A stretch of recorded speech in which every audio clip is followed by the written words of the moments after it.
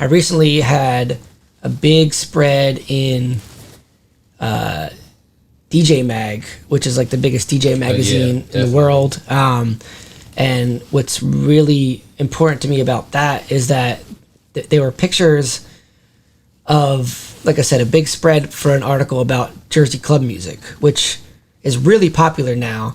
But I've been a fan of Jersey club for 10 years. And, you know, it was always like a little popular in Jersey, but now it's getting world recognition. And this is the first article that DJ Mag, posted about the genre, and they used my photo as the main photo. So like that's super important to me, to be like, involved in these like culture from Jersey that is like starting to get big. And it's like, I could say I've been there since like, not the beginning, but in the early stages. You were part of the inception of it for sure. Mm-hmm.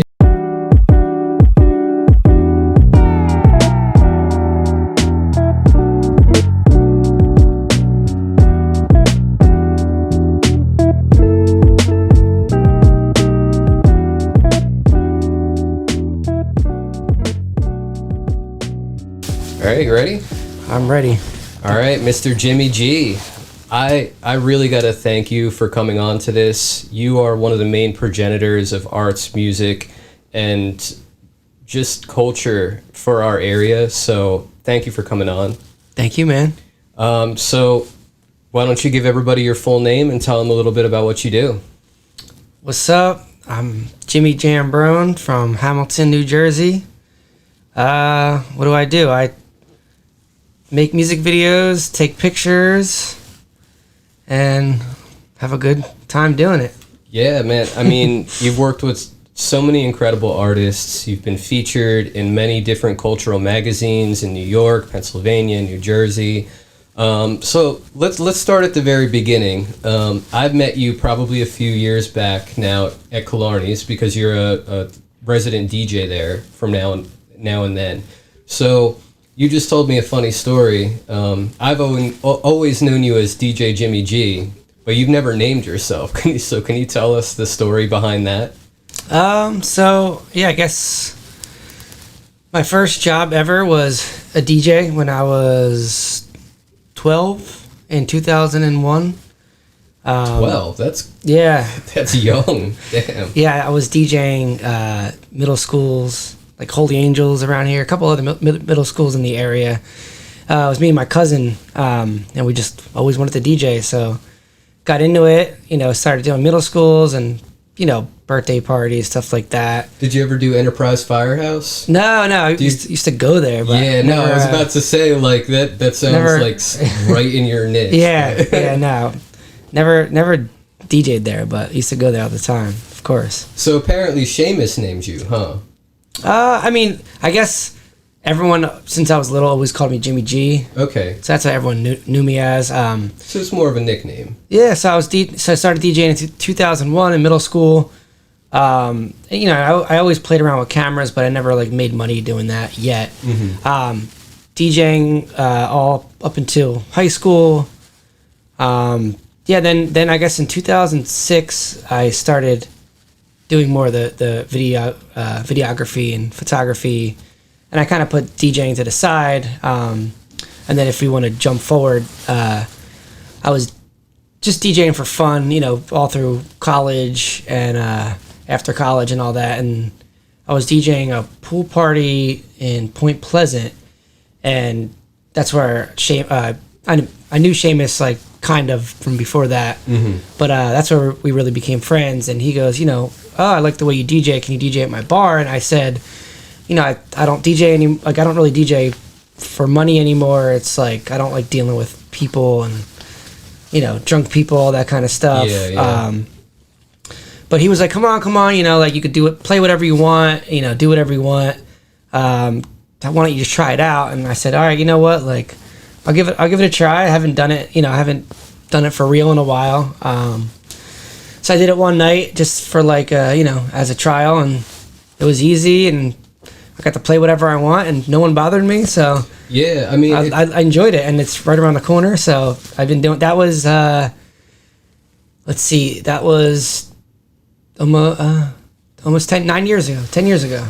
Yeah, I mean, I've been there almost every Saturday for 10 years. It's crazy to hear that that's not your focus, because you are an extremely talented DJ. Thanks. And whenever, I mean, everything, your transitions, your selections, the way that you can play a room, and that's really the biggest thing, especially, around here, is like, a lot of people can DJ, but you know how to match the vibes and set the vibes in a room, which is, it speaks to your talent for sure. Thanks, man. I think what it is that, and to going back to what you were saying, the reason I don't have a DJ name is because I really value DJs and the culture of DJing, and I hold it so high that like I don't even though I've been doing it since 2001, like I don't, I feel like it's such an important aspect to the career. Yeah, like yeah. I just think like anyone who's,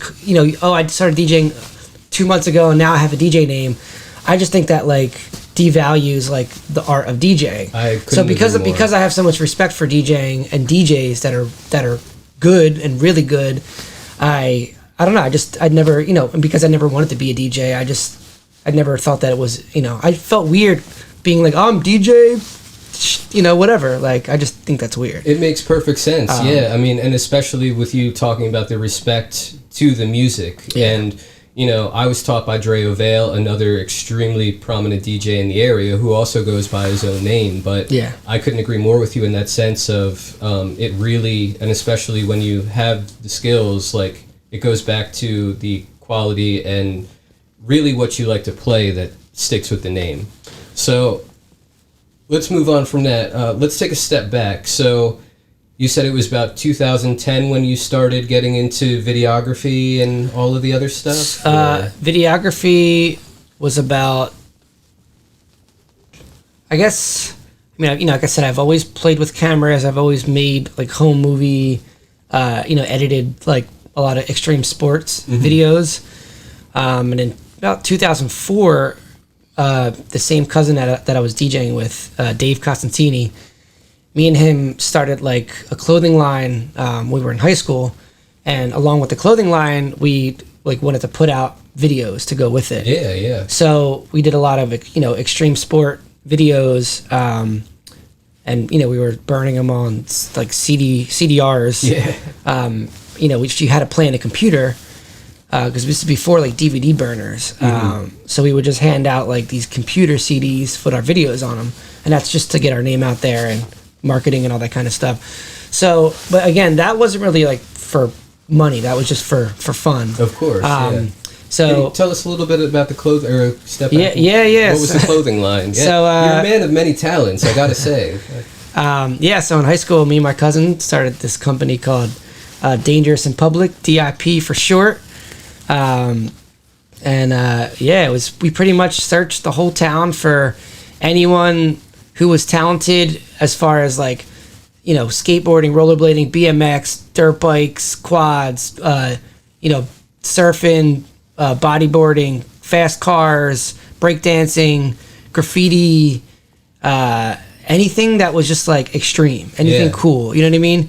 And we just, he went to Center, I went to, so we kind of like searched both schools, and anyone else around who knew people, any friends of friends, and if we heard that someone was good at something, we would hit them up and be like, hey, we want to, come be in our videos, we'll come film, we got this clothing line. So it's pretty much like my cousin would sell shirts and, market the brand in Steiner. I would do the same thing in Nottingham, and we kind of had the whole town going for a little bit. That's awesome. In 2006, our second video release, so we would make like these hour-long movies. It's not like a skate edit. Yeah, but it was more like, we had intros, outros, there were skits involved, there was, before World Star, there was fights that we used to film, school fights, people doing, before the name, well, I guess parkour, it was called parkour, but it wasn't as popular. Yeah. But we did, we had guys that were doing flips off of buildings and climbing up walls, all that kind of stuff. Anything weird, different, cool, we would film. And so in 2006 was our second big release, and we really put a lot of like energy and time into the movie. It took about a year of filming, and we had a premiere at Hamilton Star's cheerleading gym over by Iceland. And we had like 150 people show up. That's awesome. Charged them to get in. We had like 4 or 5 bands play. We had a breakdance battle. People making like live art, doing T-shirts. We were selling DVDs there and charging to get in, and it was packed the house. And we had a projector, projected it on the wall, filled up the whole warehouse.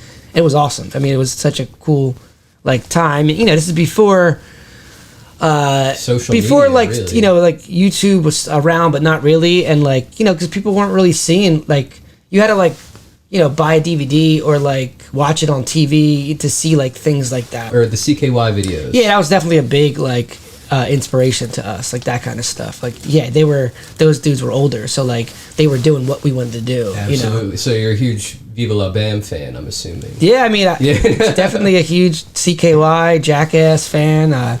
Like I said, any extreme sports videos, like all that kind of stuff. No, and again, that's why I wanted to have you on today, because I want to see that type of culture where the town comes together and creates something much bigger than itself. And it's just such an incredible story, especially such a young age, to be able to achieve something like that.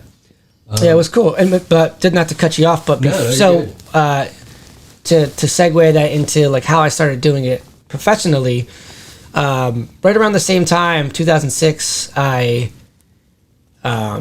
was a video series that was out called Bum Fights. I remember it. Yeah. So Bum Fights 1, 2, and 3 were out, and I mean, it was definitely like, not the classiest of video series. For sure.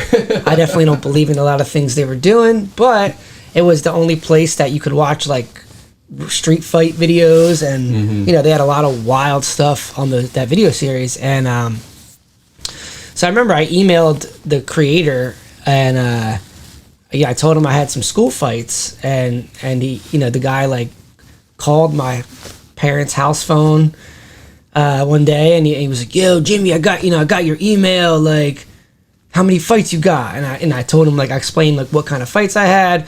I had, the one teacher's breaking it up, like middle of the hall. I had some after school fights in a fight in a park.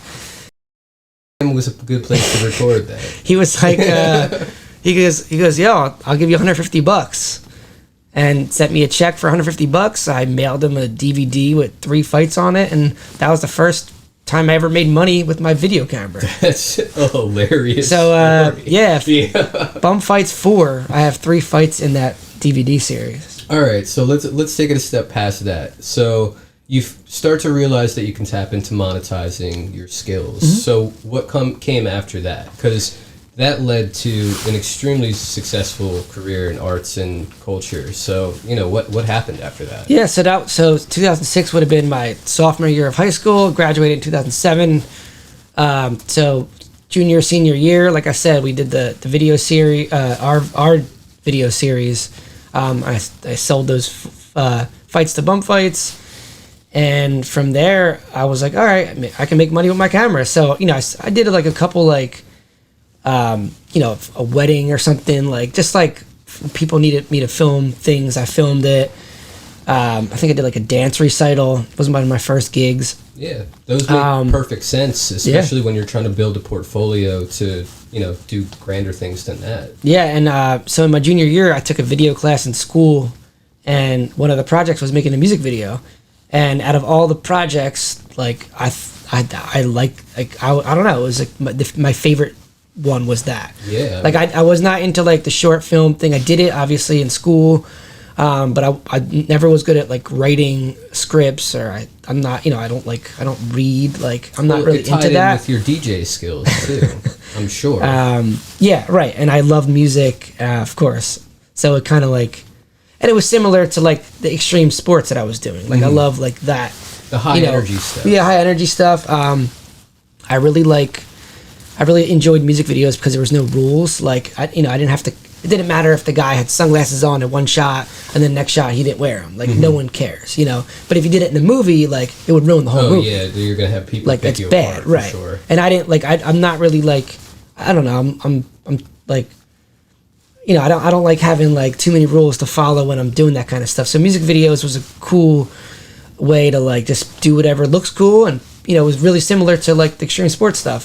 So I did my first music video for a high school project, and that, yeah, I really enjoyed it. And then that's what's started my interest in music videos. So after the high school project, who was the first artist that actually contracted you out for work? All right, so the next thing I did was actually in college. Freshman year, I went to Temple for film, and when I moved to Philly, I was living in the dorms, and I was a huge fan of like hip hop and underground rap. Still are, yeah. Of course. And you know, going to concerts and all that kind of stuff. And how it came about was there was a website called 215 Hip Hop, and they used to have a message board.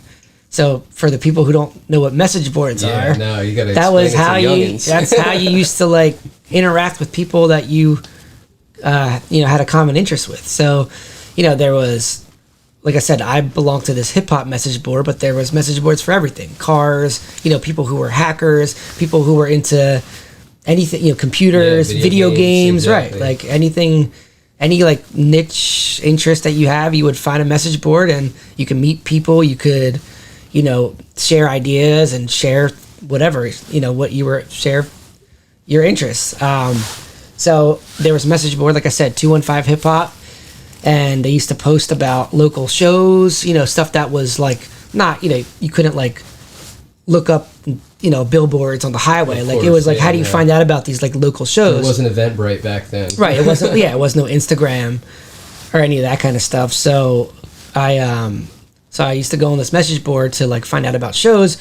And a lot of it, like I said, it was local stuff. So it was like bars. You know, there was like venue stuff, Electric Factory, Trocadero shows. But I miss the Electric Factory. But a lot of the stuff I wanted to go to was at like local bars, and you had to be 21 to get in, and I was 18.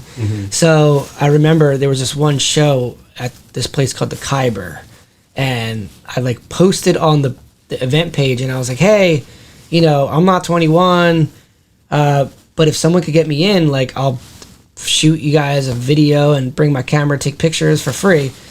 And no one answered, but this other guy saw it and like sent me a message and was like, hey, like I'm not involved with that show, but I got a show next week. You know, it's 21 to get in, but I'll get you in if you want to shoot for us. And I said, all right, cool, that sounds awesome. Like I'll come check it out. You know, I didn't know anyone. They were just like local rap guys from Philly. But I went, you know, and this is, like I said, this is back in the day when it wasn't as popular. Cameras were really expensive. Yeah. You had to be serious. Like, you know, my video camera was like $4,000. Yeah. So like you couldn't just like go pre-inflation. Right. You couldn't buy a professional camera for like $300 like you can nowadays. So like you had to save up, and which I did, and you know, bought a really good camera. So I had good equipment, and you know, there wasn't many people doing it for that local, you know, underground hip hop scene in Philly. Of course. So I brought my camera to the show, took pictures, made a video, and they loved it. And they, you know, we posted it on the message board, and people saw it, and everyone loved it. And then from there, it was like, hey, yo, I saw that video you did. You know, can you do my video? Like, can you do this? Can you do that? So you got your foot in the door. Yeah, I just like started. It was all through this message board, making music videos, posting it, and it was cool. The second music video I ever did, like, featured a guy from this group called Outer Space, which I was a big fan of at the time.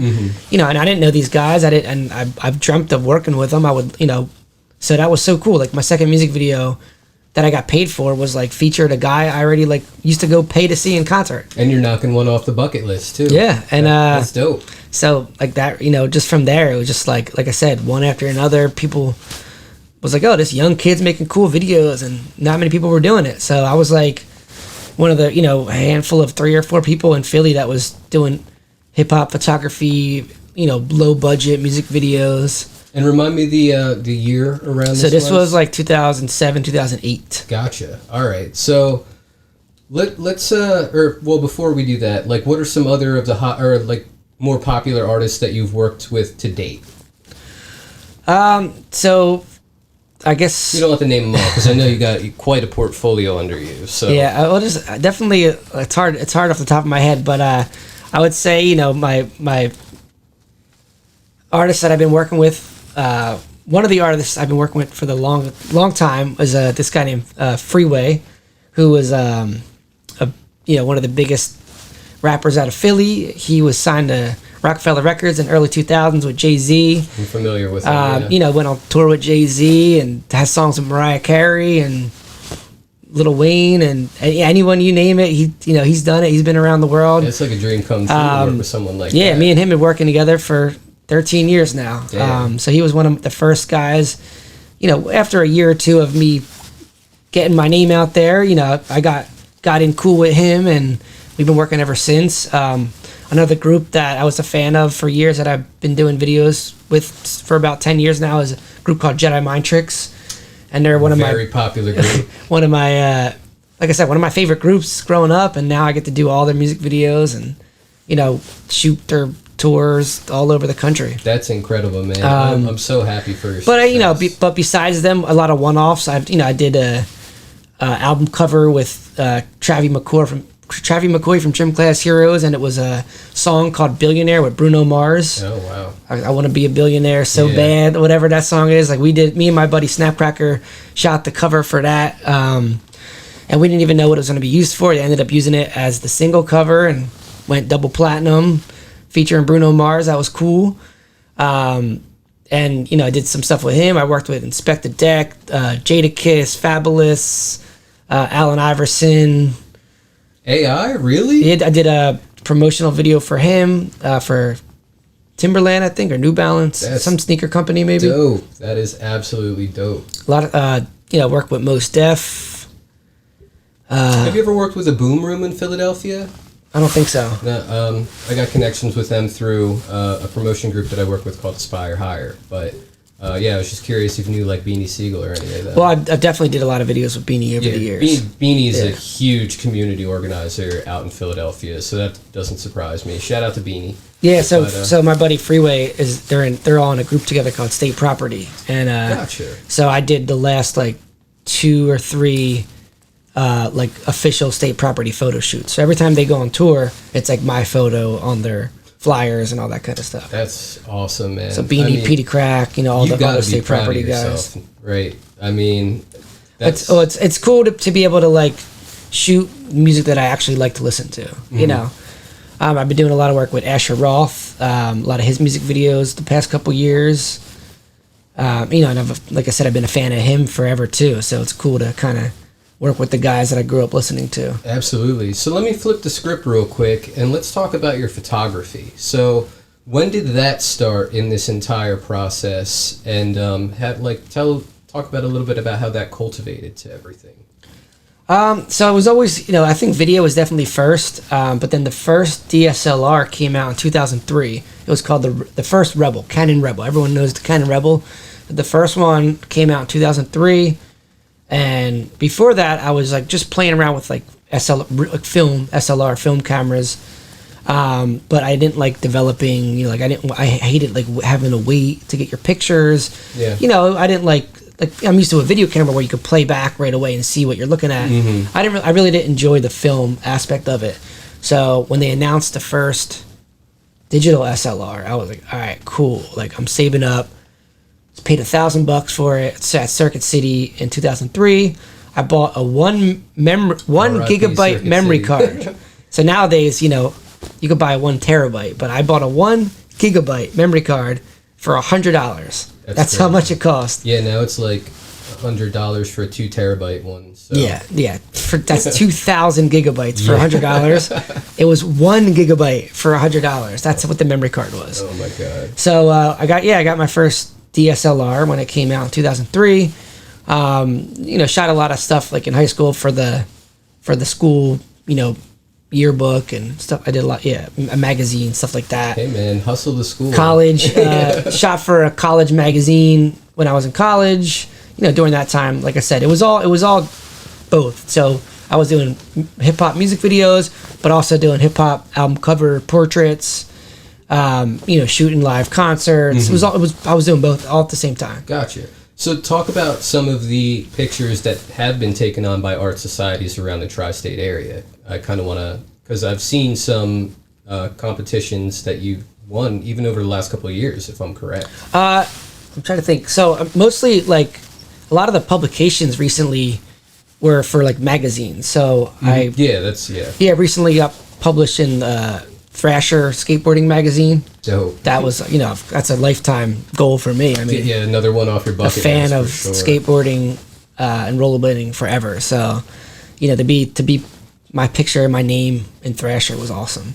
I was in the Source magazine, which is a big hip hop magazine, XXL magazine, another legendary hip hop magazine. Yeah. So I've had a few photos published in there over the years. I recently had a big spread in DJ Mag, which is like the biggest DJ magazine in the world. And what's really important to me about that is that they were pictures of, like I said, a big spread for an article about Jersey club music, which is really popular now.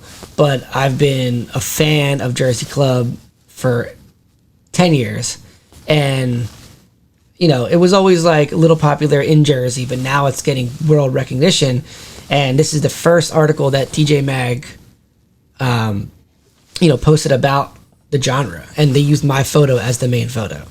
So like that's super important to me, to be like, involved in these like culture from Jersey that is like starting to get big. And it's like, I could say I've been there since like, not the beginning, but in the early stages. You were part of the inception of it, for sure. Mm-hmm. Yeah. And again, like, thank you for coming on the podcast where we're trying to reignite that in our area, for sure. I mean, we need all the help that we can get. I'm sure I don't need to tell you, but so I guess my last question for you, because I want to have you back on for sure to talk about other stuff as time goes on.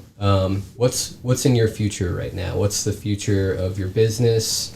And I also want to congratulate you and your fiance too for recently getting engaged. Thank you.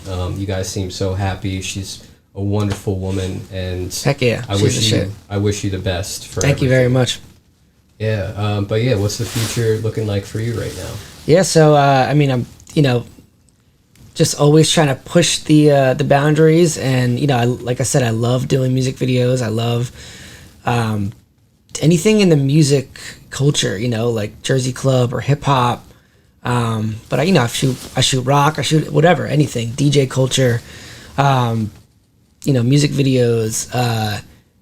Like I said, I love portraits of artists. It's like my favorite thing to shoot.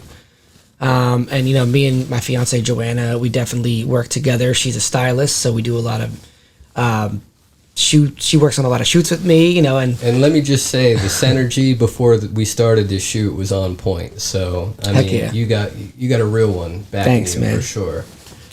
So we work together, and we're definitely just trying to grow the business and expand, and I don't really have like super. I don't want to say I don't have big goals. So of course I have big goals, but I definitely like to believe in like things that come to me. You know what I mean? Like, so I don't know what the future is entirely in store, but I definitely I'm open minded to every single thing that comes my way.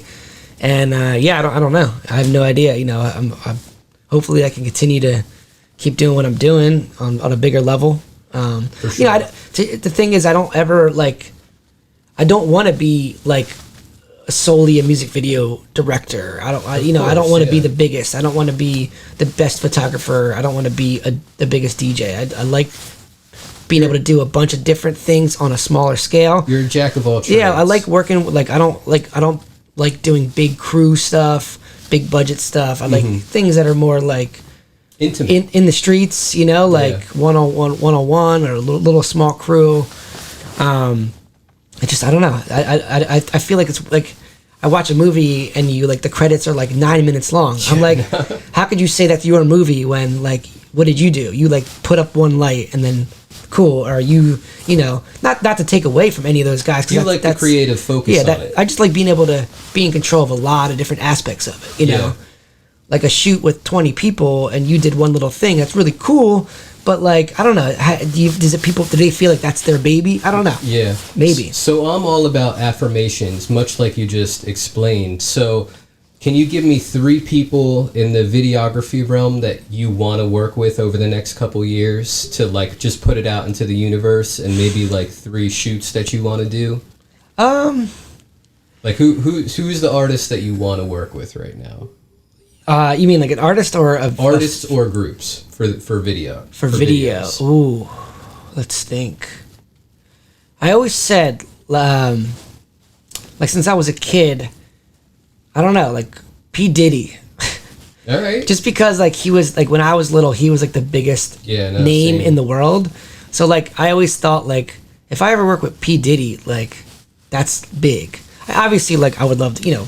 If I had a photo shoot with Jay-Z, they'd be amazing. Or, you know, Beyonce or anyone on that level would be great. You know, I've definitely, like, been around people on that level, but never, you know, like, to if they hit me up, that'd be awesome, you know, if I could do a shoot with somebody on that level. But I don't know, you know, who knows? That might suck. Like, they might be, you know, if you're on a shoot that big, they might expect too much of me. Well, and never meet your heroes, right? Yeah, right. I don't know, you know.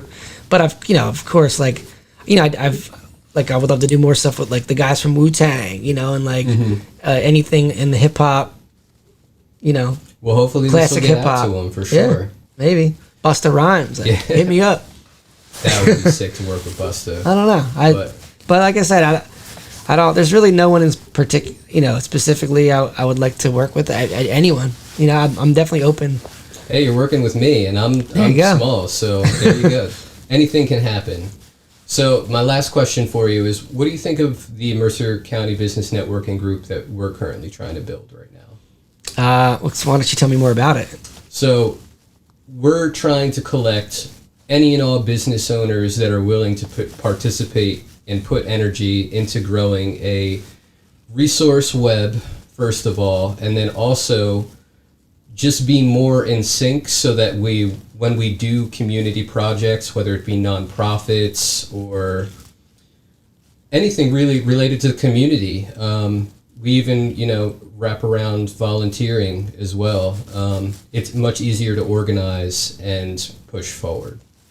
Well, so over the years, I definitely have such a big like tie to this area.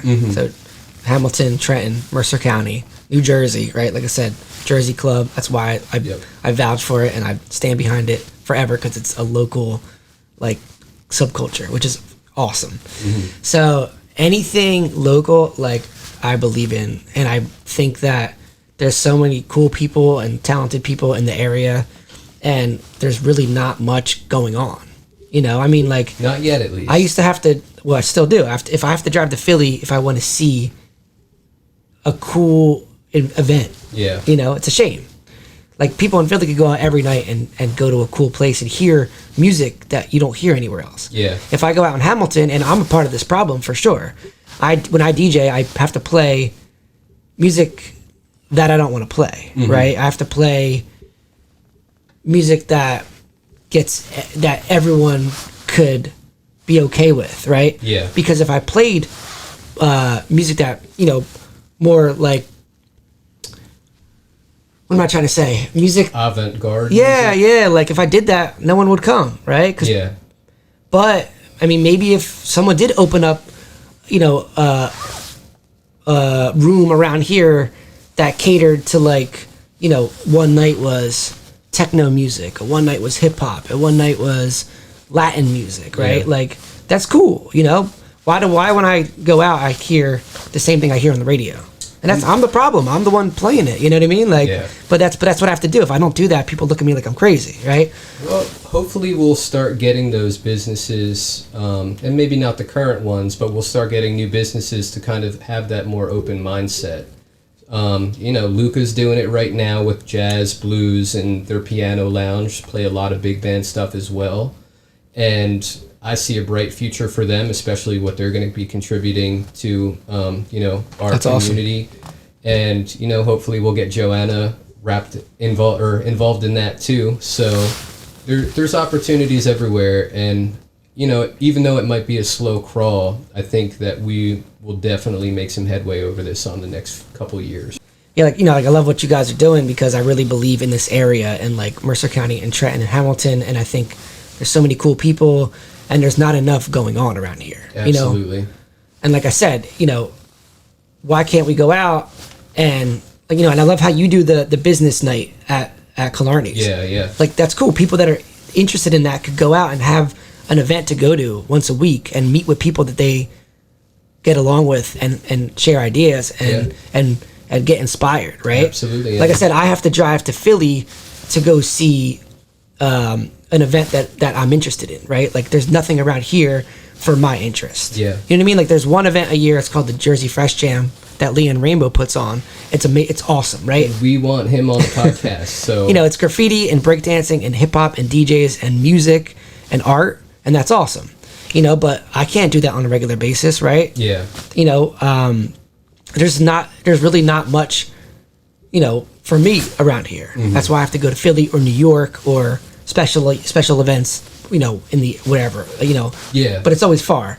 And I think this area is so cool, and there's so many talented people. Like, why can't we just come together and do more, and absolutely do different events, and like what you're saying, like all the community stuff you're doing, which is awesome. And I think you're going to see a renaissance over the next couple of years. We have a lot going on in Trenton right now, whether it be the business or music side.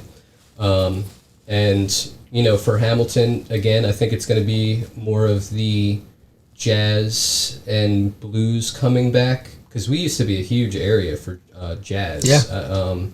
But yeah, I mean, I'm looking forward to working with you. And again, I can't thank you enough for coming on today. And you're welcome back on anytime, man. Thanks for having me, man. Looking forward to the next one. Appreciate it, Jimmy. Okay, cut. Peace.